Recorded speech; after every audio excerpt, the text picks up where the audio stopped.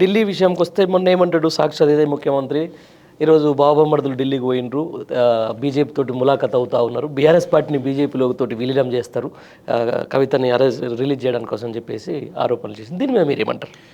ఒకటే సార్ నేనేమంటున్నానంటే బీఆర్ఎస్ పార్టీని కాంగ్రెస్లో విలీనం చేస్తారని చెప్పేసి కొన్ని రోజులు బతుకుతారు బీజేపీ వాళ్ళు, బీఆర్ఎస్ పార్టీని బీజేపీలో విలీనం చేస్తారని చెప్పేసి కాంగ్రెస్ వాళ్ళు బతుకుతారు. వీటితో ప్రజలలో కొంచెం అయోమయం క్రియేట్ చేసే ప్రయత్నంలో ఉంటారు వీళ్ళు. ఉద్యమ కాలం నుంచి ఈనాటి వరకు ఎన్ని పొలిటికల్ క్రైసిస్ వచ్చినా, ఎంతమంది ఎమ్మెల్యేలను కార్యకర్తలను నయాన్నో భయాన్నో బుదిలకిచ్చో డబ్బులాశ చూపో పార్టీలకు వెళ్ళి మార్చినా ఏ రోజు వెనకడుగు వేయనటువంటి కేసీఆర్ గారి నాయకత్వం ఇవాళ ఈ బీజేపీలో కాంగ్రెస్లో కలిపే అవసరం ఎందుకు వస్తుంది? ప్రాంతీయ పార్టీలు మనుగడ సాధించలేవు అనేది చరిత్రలో ఎక్కడ లేదు. అన్ని రాష్ట్రాల్లో బీజేపీ కాంగ్రెస్ జాతీయ పార్టీలను 3 షేర్ల నీళ్లు తాగించి అధికారాన్ని పొందినటువంటి సందర్భం మనం చూస్తున్నాం. ఇలా బీజేపీలో బీఆర్ఎస్ని విలీనం చేయాల్సిన అవసరం ఉంటే నిజంగా కూడా ఇలా ఒక్కటేసారి ఆ మాట పుట్టదు కదా. ఆ విల్లింగే కనుక బీఆర్ఎస్ దగ్గరనో కేసీఆర్ గారి దగ్గరనో కనబడితే ఇలా ఎలాంటి ఆధారాలు లేకుండా కేసీఆర్ గారి కూతురు తెలంగాణ జాగృతి అధ్యక్షురాలు మాజీ ఎంపీ ఎమ్మెల్సీ అయినటువంటి కవిత గారు 4 నెలల పాటు జైల్లో ఉండేవాళ్ళు కాదు. నిజంగా అట్లాంటి వాతావరణం కనబడితే ఆ రకంగా వేరే ప్రజలు కనబడేది, అది మనం దాస్తే దాగదు కదా.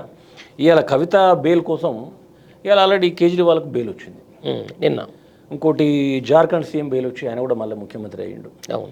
ఇట్లాంటి వాళ్ళందరినీ కూడా ఆ కోర్టులలో సాక్ష్యాలు లేక, బలమైనటువంటి ఆధారాలు చూపెట్టలేక, న్యాయం ఏదైతుందో చట్టం ఏదైతుందో దాన్ని నమ్ముకొని కేసీఆర్ గారు కానీ కవిత గారు కానీ కేటీఆర్ హరీష్ రావు గారు ప్రయత్నం చేస్తున్నారు తప్పితే ఎవరికో సరెండర్ అవ్వాలి కేసీఆర్ అనుకుంటే మీరు చాలా గొప్ప విషయం ఒకటి గమనించుకోవాలి.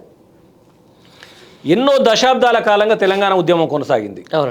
ఎన్నోసార్లు తెలంగాణ ఉద్యమం ఉవ్వెత్తున లేస్తే 10 మంది 15 మందో ఎమ్మెల్యేలు గెలిస్తే గంపగుత్తగా ఎమ్మెల్యేలను జాతీయ పార్టీలకు అమ్ముకొని ఉద్యమాన్ని నీరుగార్చినటువంటి చరిత్ర మనం చూసినాం.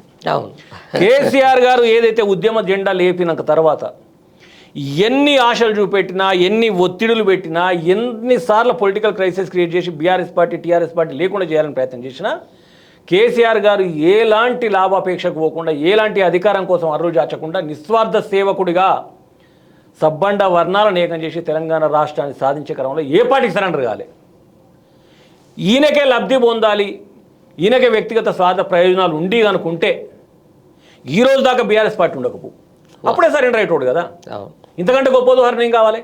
ఆ రోజు ఎలాంటి బలం లేకుండా, ఎలాంటి ప్రతిపక్షంగా కానీ అధికార పక్షంగా కానీ అధికార పార్టీలతో కానీ ఎలాంటి మనకు గుడ్విల్ లేకున్నా, ఎలాంటి ఒక సత్సంబంధాలు లేకపోయినా ఆ రోజు ప్రతిపక్ష పార్టీ కాదు, అధికార పక్ష పార్టీ కాదు, ఒక ఉద్యమ పార్టీగా ఇన్ని పోరాటాలు చేసి నిలబెట్టినటువంటి బీఆర్ఎస్ పార్టీ కేసీఆర్ గారి నాయకత్వంలో ఇవాళ ఈ 4 రోజులకు భయపడిపోయి బీజేపీలో కాంగ్రెస్లో విలీనం చేస్తుందా? చేసే అవసరం మాకెందుకు వస్తుంది? మీరు ఎన్ని 3 రోజులు పాలిస్తారు? మీ చరిత్ర ఏంది? రాబోయే రోజుల్లో బీజేపీ చరిత్ర ఏంది, కాంగ్రెస్ చరిత్ర ఏంది ప్రజలు చూడట్లేదా? ఇప్పటికీ ప్రజలు ఏమంటున్నారు? కేసీఆర్ గారు అంతేందుకు సార్, నిన్నకి మన బల్కంపేట ఎల్లమ్మ బోనాల కాడ ప్రోటోకాల్ ఇష్యూ జోగినీలు అమ్మ నా బూతులు తిడుతున్నారు ముఖ్యమంత్రిని. కేసీఆర్ దేవుడు, ఆయన ఉన్నంతసేపు మేము బ్రహ్మాండంగా మా శక్తిని మా మాతను మేము ఆవహించుకొని మేము పూజలు చేసుకున్నాం, ఘనంగా నిర్వహించుకున్నాం, ఈ దరిద్రుడు వచ్చినాక నాశనం అని చెప్పి మేము చెప్తే దిగుతున్నారు వాళ్ళు. అట్లనే రాబోయే రోజుల్లో కూడా కేసీఆర్ గారి నాయకత్వం తెలంగాణ రాష్ట్రానికి శ్రీరామ రక్ష అవుతుందా? 100% అవుతుంది. ఈ తెలంగాణ రాష్ట్రంలోనే కాదు, కేసీఆర్ గారు ప్రవేశపెట్టినటువంటి పథకాలు ఇప్పటికే భారతదేశంలో ఉన్నటువంటి మిగతా 28 రాష్ట్రాల్లో చర్చనీయాంశంగా మారినాయి.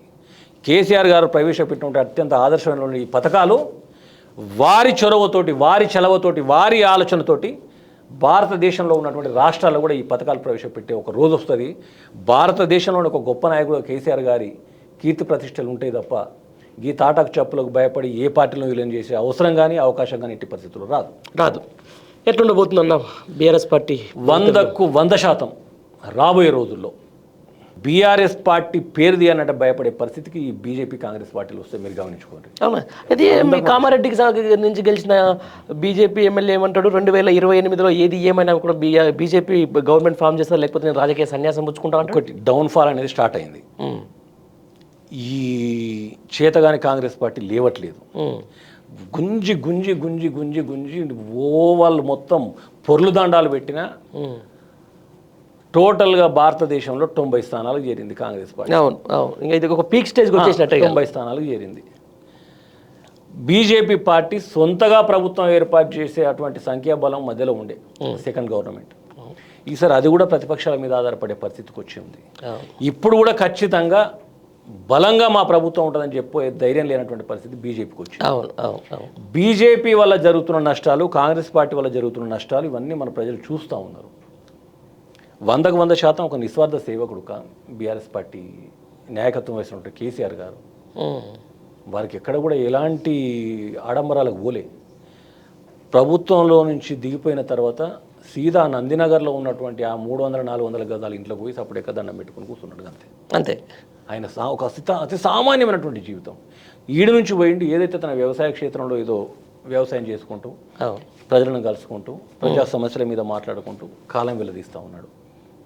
మీరు గతంలో ఓడిపోయినటువంటి ముఖ్యమంత్రుల జీవన విధానం, తెలంగాణ రాష్ట్రంలో 10 ఏళ్ల తర్వాత ఓడిపోయినటువంటి కేసీఆర్ గారి జీవన విధానాన్ని మీరు ఒకసారి ప్రజల మధ్యలో పెట్టండి, వాళ్ళకి తేడా కనబడుతుంది.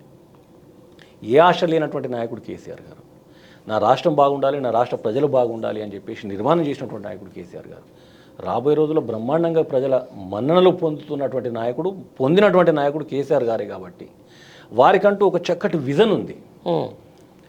భావి తరాలకు తెలంగాణ చరిత్రను వారసత్వంగా ఇచ్చుకుంటూ ఒక ఉదాహరణలుగా గతంలో గడిచినటువంటి విధానాలను మంచిని తీసుకొని చెడును వదిలిపెట్టుకుంటూ ముందుకు తీసుకుపోయిండు. చరిత్రను నాశనం చేసేటోళ్ళు, చరిత్రను అవహేళన చేసేటోళ్ళు, అపహాస్యం చేసేటోళ్ళు ఇలా చేతిలో ప్రజలు రక్షణగా ఉండలేరు. ఖచ్చితంగా ఏదైతే తెలంగాణ రాష్ట్రానికి కేసీఆర్ గారి శ్రీరామరక్ష, వారి పాలనే శ్రీరామరక్ష. కాబట్టి ఖచ్చితంగా బీఆర్ఎస్ పార్టీ అత్యంత ఉన్నత స్థానాలకు చేరుకుంటుంది. ఇందులో ఎవ్వరికైనా మనం అక్కర్లేదు. రైట్ అన్న, చాలా మంచి విషయాలు చెప్పారు. థ్యాంక్ యూ వెరీ మచ్ అన్న.